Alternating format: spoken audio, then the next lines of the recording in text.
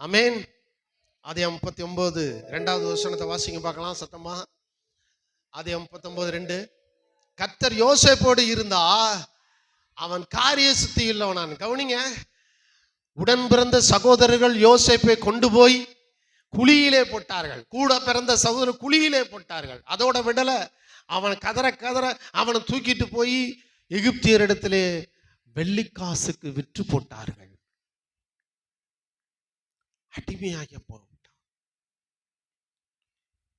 சகோதரர்கள் வேண்டாம் என்று ஒதுக்கப்பட்ட யோசேப்போடு, தாய் தகப்பன இல்லாமல் இருந்த யோசேப்போடு கர்த்தர் இருந்தா. இன்னைக்கு நீ நினைக்கிறியா தனியாளுன்னு, உறவினர் இல்லையே, சொந்த பந்தம் இல்லையே, சொத்து பத்து இல்லையே, எனக்கு சுகம் இல்லையேங்கிறியா? ஆனா இதெல்லாம் பற்றி மேலான ஒன்று உன்னோடு இருக்கிறது, உங்களோடு இருக்கிறது. என்ன? கர்த்தர் உங்களோடு கூட இருக்கிறார். யோசேப்பை குழிக்குள்ள தள்ளினாலும் கர்த்தர் கூட இருந்தாரு. யோசேப்பை அடிமையா வித்தாலும் கர்த்தர் கூட இருந்தாரு. எங்க எப்படிப்பட்ட சூழ்நிலையில இருந்தாலும், யார் உன்னை கைவிட்டாலும், எல்லா சூழ்நிலைகளிலும் எல்லா இடங்களிலும் கர்த்தர் உங்களோடு கூட இருக்கிறார். உங்க மனம் இதுல ஆழமா பதியணும். எந்த இடத்துல இருந்தாலும், எரிகிற அக்கினி சூளைக்குள் நான் இருந்தாலும் கர்த்தர் என்னோடு கூட இருக்கிறார். செங்கடல் முன்பாக இருந்தாலும் கர்த்தர் என்னோடு கூட இருக்கிறார். எரிகோ மதில்கள் முன்பாக இருந்தாலும் கர்த்தர் என்னோடு கூட இருக்கிறார் என்று உங்கள் மனதிலே ஆழமாய் பதியுங்கள். கரங்களை தட்டி நன்றி சொல்ல பார்க்கலாம். அதனாலதான் சங்கீதம் 23:4 தாவீது சொல்லுகிறான், நான் மரண இருளின் பள்ளத்தாக்கிலே நடந்தாலும் பொல்லாப்புக்கு பயப்படே. ஏன் அவன் சொல்றான்? தேவரீர் என்னோடு கூட இருக்கிறீர். சொல்ல முடியுமா உங்களால? பிரச்சனை வந்துருச்சு, வியாதி வந்துருச்சு, தேவை வந்துருச்சு, பற்றாக்குறை வந்துருச்சு, குறைவு வந்துருச்சு, குழிக்குள்ள தள்ளிட்டாங்க. சொல்லணும், கர்த்தர் என்னோடு கூட இருக்கிறார், நான் இதுக்கு பயப்பட மாட்டேன். தாவீது சொல்லுகிறான், நான் மரண இருளின் பள்ளத்தாக்கில் நடந்தாலும் பொல்லாப்புக்கு பயப்பட மாட்டேன். காரணம் என்ன தெரியுமா? கர்த்தர் என்னோடு கூட இருக்கிறார். கர்த்தர் உங்களோடு கூட இருக்கிறார்.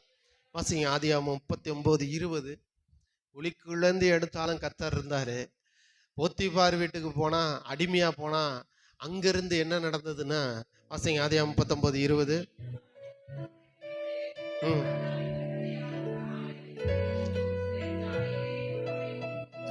யோசேப்பை பிடித்து சிறைச்சாலையில் போட்டார்கள். யோசேப்புக்கு வந்த சோதனை பாருங்க.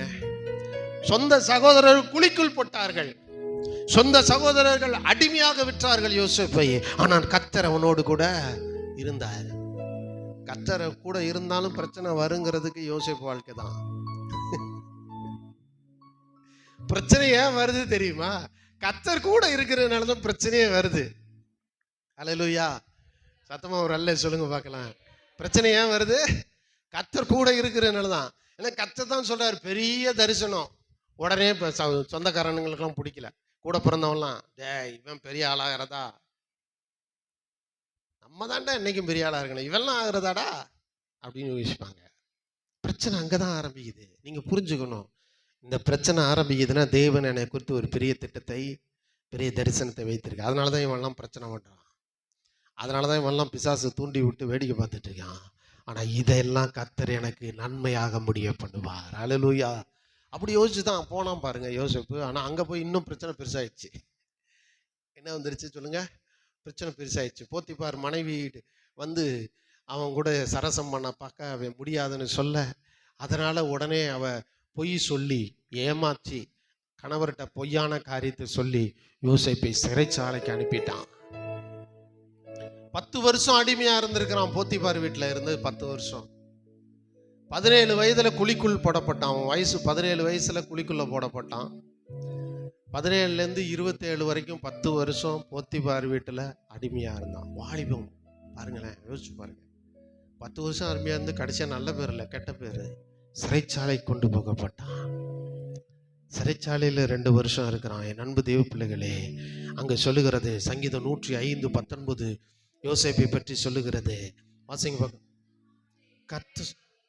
கத்த சொன்ன அந்த வார்த்தை, அந்த தரிசனம், அந்த விஷன், அது நிறைவேற வரைக்கும் வாசிங்க, அவருடைய வசனம் புடமிடப்பட்டது.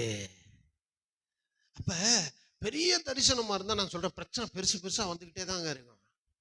என்னப்பா இப்பதான் நான் அங்க குழியில தப்பிச்சேன், போத்திபார் வீட்டுக்கு வந்தேன், இங்கிருந்து ஜெயிலுக்கு அனுப்பிட்டாங்க, இன்னும் ஒன்றும் முடிவு இல்லாத மாதிரி போயிட்டே இருக்கிற மாதிரி யோசிக்க கூடாது. போயிட்டு தான் இருக்கு. எங்க போயிட்டு இருக்கு? இது முடிவு என்ன தெரியுமா? மிகப்பெரிய ஒரு சிங்காசனம். குழிக்குள் இருந்து சிங்காசனத்திற்கு தேவன் உங்களை உயர்த்தி கொண்டு செல்ல விரும்புகிறார். ஹல்லேலூயா. உங்க மனம் புதிதாகணும். அதனால கையை தட்டி ஆண்டவர் நன்றி சொல்லி பார்க்கணும். மனம் புதிதாகணும். மனம் புதிதாகட்டும். மனம் புதிதாகட்டும். பிரச்சனைகள் மேல் பிரச்சனை வந்து கொண்டிருக்கிறார். சொந்து போகாதே. ஒரு பெரிய திட்டம் உன்னை குறித்து தேவன் வைத்திருக்கிற அந்த திட்டத்தை நோக்கி கர்த்தர் உங்களை புஷ் பண்றாரு. போ போ, இதெல்லாம் தாண்டி போ, இதெல்லாம் தாண்டி போ, இதெல்லாம் தாண்டி போ. இதை தாண்டும்படி கர்த்தர் உங்களுக்கு புது பலனை கொடுத்து கொண்டே இருக்கிறார். ஏசாயா 40:31 சொல்லுகிறது, கர்த்தருக்கு காத்திருக்கிறவர்களோ புது பலன் அடைவார். எப்படிங்க? Wait and see the Lord. கடவுளுக்கு காத்துருங்க, காத்துருங்க. யோசேப்பு சிறைச்சாலைக்கு போன உடனே கோவப்படல, வெயிட் பண்ணுவோம். தேவன் சொன்னதை செய்யாமல் போவதில்லை. அவர் சொல்லியும் செய்யாதிருப்பாரா? குழிக்குள்ள நீ விழுந்து எந்திருக்கலாம், அடிமையா போத்திபார் வீட்டில் இருக்கலாம், அங்கிருந்து சிறைச்சாலைக்குள்ளும் போகலாம். ஆனால் எங்கே போனாலும் யோசேப்போடு கர்த்தர் இருந்தது போல நீங்கள் எங்கே இருந்தாலும், இப்படிப்பட்ட சூழ்நிலைகள் உங்களுக்குள்ளே கடந்து வந்தாலும் கர்த்தர் உங்களோடு கூட இருக்கிறார். காரணம், அவருடைய திட்டத்தின்படி, அவருடைய தரிசனத்தின்படி ஒரு மேன்மையான சிங்காசனத்திலே உங்களை அமர வைக்கும்படி கர்த்தர் உங்கள் பட்சத்தில் உங்களோடு கூட இருக்கிறார்.